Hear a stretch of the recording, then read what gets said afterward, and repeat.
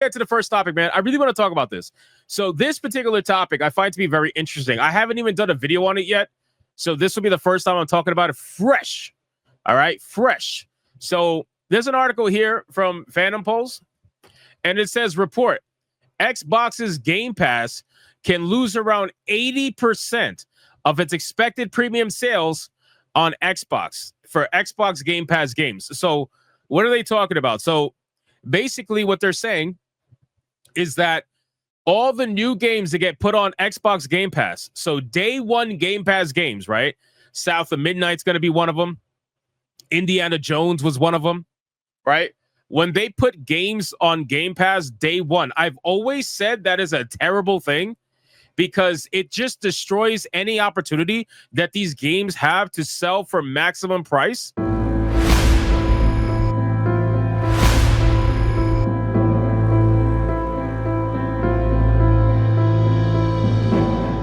And then what ends up happening is the games end up failing massively because they don't make their money back. They don't even come anywhere close to making their money back, because why would anybody pay full price for the game when most likely they're already subscribed to Game Pass? And a lot of these games, like Indiana Jones, for example, are not video games that people are going to run out and go subscribe to for the first time to Game Pass. Very few people are going to sub because they want to play Indiana Jones day one if they weren't already subbed as it is.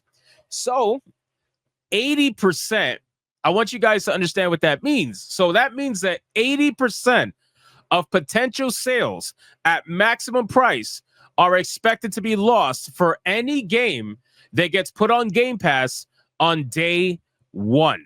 That is fucking insanity.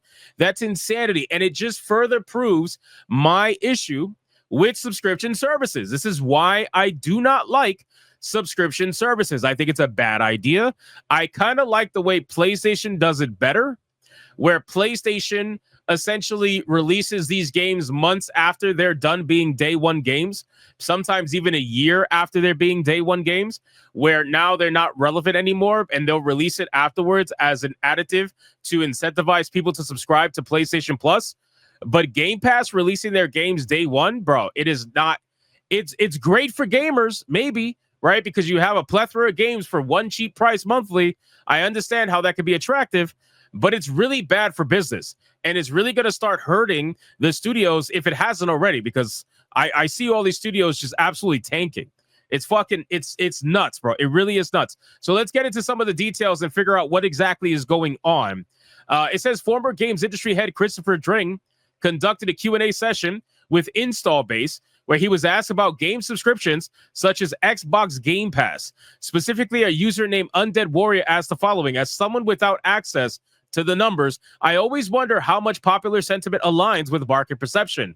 In this specific case, I wonder about game subscription services. Years ago, they were touted as a future and purely additive, and nowadays, the sentiment seems to be a lot more dour. Is this reflected at all on the other side of the curtain?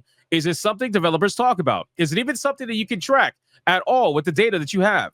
He also added, more generally, how do you feel these initiatives impacted the gaming landscape, and what do you make of the trajectory so far? So it was at one point that subscription services were not going to be the norm. They were supposed to be an added extra.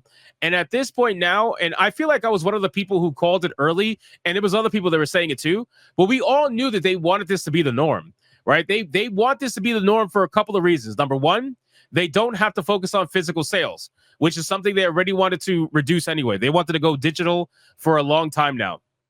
Number two, they wanted to be able to control the game. They want maximum control, which goes hand in hand with digital only. So if they offer digital only, they have maximum control over the game, and they can choose whether or not you get to keep it or not with your money. That's basically it. So they can control the game completely, right? So that's a huge benefit for them, on top of lower costs for not having to do physical. They can have complete control over your games and choose whether or not it gets removed from your fucking library, even though you got paid for it. Or you paid for it, right? That's what happened with the Crew.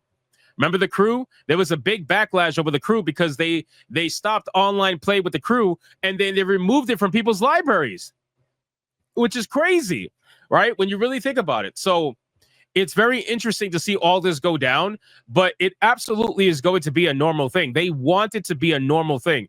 They want subscription services to be the norm. And I'm sure at the end of the day, what they're going to do is try to bump up the price after they feel like enough people are relying on the service. It's a very Uber style model. Uber is one thing that when they introduced their pricing model, they introduced it at a loss. I don't know if you guys know this, but their strategy was introduce it at a loss, make the service something that is relied upon by the entire nation. And then once they felt like they had enough people relying on the service, they bumped up the price little by little until eventually now they're profitable. That's basically it. So they sold it as a loss, got rid of the competition, or at least made them minimal, and then they bumped the price up once people were reliant on the product little by little. So I feel like these subscription services are doing the same thing. They're trying to get people to rely on the product as much as possible, and then they're going to bump up the price little by little by little by little until essentially they get to the point where now they're profitable. But it's not really working out in the way that they thought, because it's very hard to do that with video games. It's one thing to do that with Uber and cab driving and whatnot, but it's another thing to do that with video games that cost hundreds of millions of dollars, and you're not going to get that money back by doing a subscription service that most people are already subscribed to.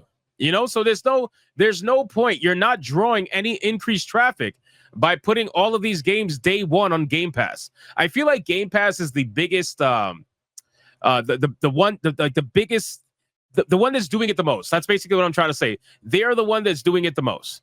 It really is sad, but it is what it is.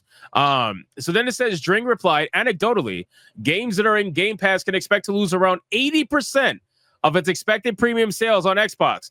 That's the figure that gets thrown around.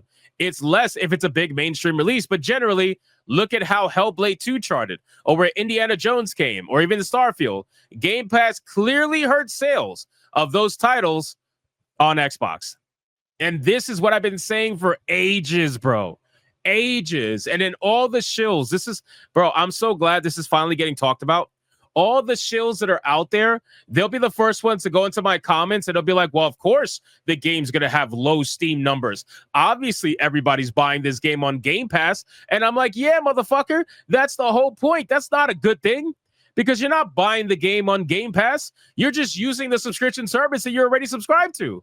So you're not actually subscribing to play this game. You're just using it as a free benefit. So there's nothing that's going to benefit this game. So the game's going to die. The game's going to die just to keep the Game Pass machine happy. And that is what's ruining a lot of these games, because it's not just Game Pass. Essentially, almost everybody does it except for PlayStation. I think Nintendo doesn't do it either. But Ubisoft does it. EA does it.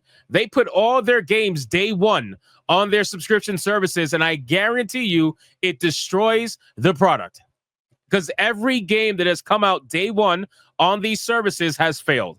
Every single one, for the most part.